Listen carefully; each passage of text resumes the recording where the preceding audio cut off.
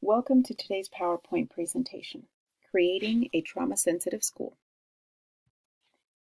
In the journey to becoming trauma-informed, it is essential to understand what is meant by the term trauma.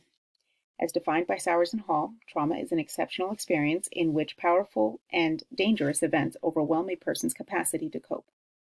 If our students cannot cope with the world outside our school walls, then they will certainly have challenges within our walls, and especially in our classrooms, as we ask them to analyze and think critically. Our students may look and have the bodies of full-grown adults, but they're still developing. Their minds are still growing, and the trauma and stress that they experience outside of school is impacting them while they're in school. Our job is not only to be mindful of this, but also to create an environment where students feel safe, welcomed, and a place where they know they can get help. As we help to make our school trauma-informed, some of the key components to making this change are going to be educating all staff members and our students to understand the effects of trauma, educating parents and the community, addressing self-care for staff, and fortifying the current educational management team. As we all know, our district has adopted the Be Well 365 initiative with the aim of helping our students succeed academically by paying close attention to their physical and social emotional well-being. This is a fantastic start. But if we as teachers in the front lines do not understand how trauma and toxic stress impacts our students, this initiative simply will not work. So I propose for this upcoming school year that we start by devoting a couple of professional development days to understanding the effects of trauma. Stressful or traumatic experiences are often a precursor to problematic behaviors. If we can understand that the behavior some of our students display is a direct manifestation of the trauma that they have or are currently experiencing, we will be better able to help them in a more compassionate manner. During these days, I would like to first explore what adverse childhood experiences are, or ACEs, and take the ACEs quiz ourselves. We need to understand what childhood experiences are and analyze the effects of toxic stress on the brain. Dr. Nadine Burke-Harris, a pediatrician and founder of the Center for Youth Wellness in San Francisco, has studied the health impacts of childhood adversity on the developing years. She and her colleagues conducted a retrospective chart review of their patients. Their findings were sobering. Children with more than 4 ACEs in their history were 32.6 times more likely to be diagnosed with learning and behavior problems than children with fewer or no ACEs. We also need to analyze the effects of trauma and toxic stress on the human brain. Dr. Burke-Harris reported in an interview that MRI studies on children exposed to high levels of adversity and toxic stress show a shrinking of the hippocampus. The hippocampus is the area of the brain that is important for memory and emotional regulation. So in this shrinking, they also increase the amygdala, which is the brain's fear center. This can make you hypervigilant, overly sensitive to threats and challenges.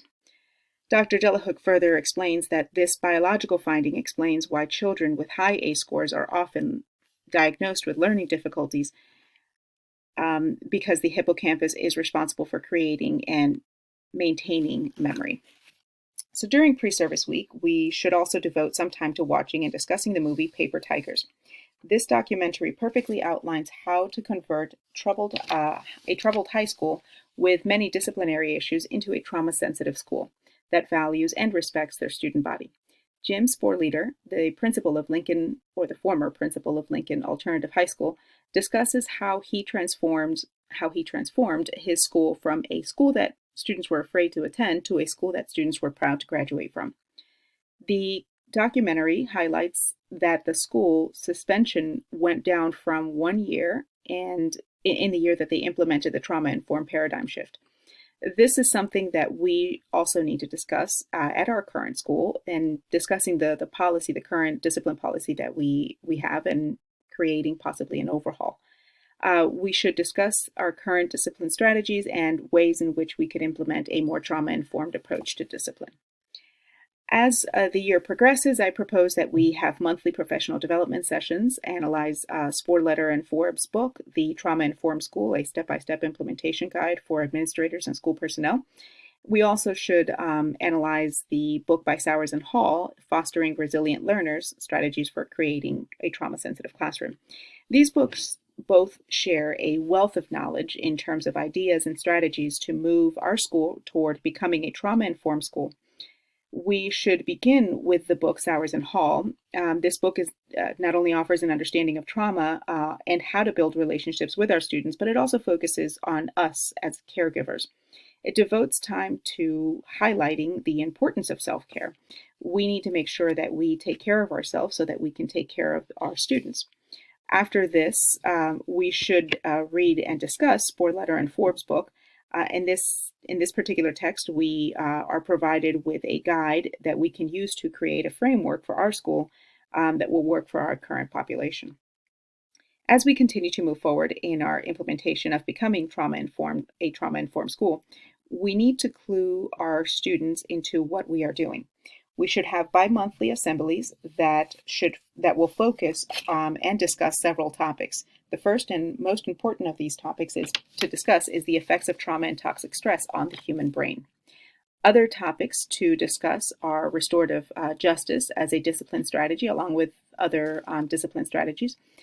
Changes to the in-school suspension that we currently have, the in-school suspension room, that we should also look into creating a calm room where students can go if they just need to de-stress or self-regulate. A calm corner, possibly in every classroom, should also be considered. Finally, next we have educating parents and the community. So as we have educated ourselves and educating our students about the effects of trauma, we also need to do that with our parents. As we make the paradigm shift into becoming a trauma-informed, we need to share this with our fellow staff members, and we not only need to share this with our fellow staff members and students, but also share it with our parent community around the school. We should consider holding quarterly parent nights where we also inform them of how trauma affects the human brain. We should consider partnering with some therapists or outside agencies that can give a research-based chat on the effects of trauma and the strategies to help our students regulate their emotions. Some other topics to discuss could be adverse childhood experiences, signs of suicide, and the importance of self-care, because parents also need to be informed of this. Finally, next, we have addressing self-care for staff. This is very important. One of the key things that Sowers and Hall in their book they stated, it's time to take ourselves off the shelf.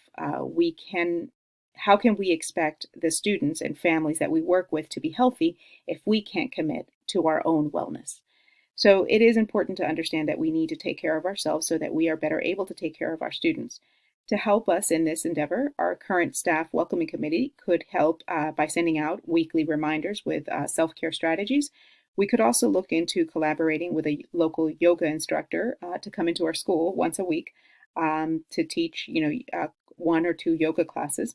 In addition, we should have a calm corner or a calm room, for staff members to utilize when we need to de-stress and after a stress day need to calm down or feel whenever we're feeling dysregulated. These are just some suggestions that I believe will help us to focus on making sure that we're taking better care of ourselves so that we can take better care of our students. And so in addition to this, we have an educational management team. We need to fortify our current educational management team. Our EMT is working to identify students currently that are academically at risk, but we could do more to ensure that they are looking through now a trauma-informed lens.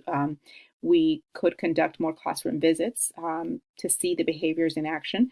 We could also conduct some home visits and bring parents into the school to problem solve on other ways and resources that we can use to help our students. And finally, the Wellness Center. Some of our schools in our county currently have wellness centers attached to their high schools. I believe that in our journey toward becoming trauma-informed school, we would greatly be aided in having a wellness center at our school. So some of the other high schools that have them have seen a change in their school community. We definitely need to advocate, write a grant and advocate for our school to have a wellness center and insist that our school community and our school population deserve it and need it. Our students are some of the most fantastic people, and some of them are crying out for help. we need to readjust our lenses so that we can see those cries for help and provide the appropriate resources that will help them best become successful members of society when they leave our school building. Thank you for listening. These are some of the references that I used for this PowerPoint and for my paper. Thanks.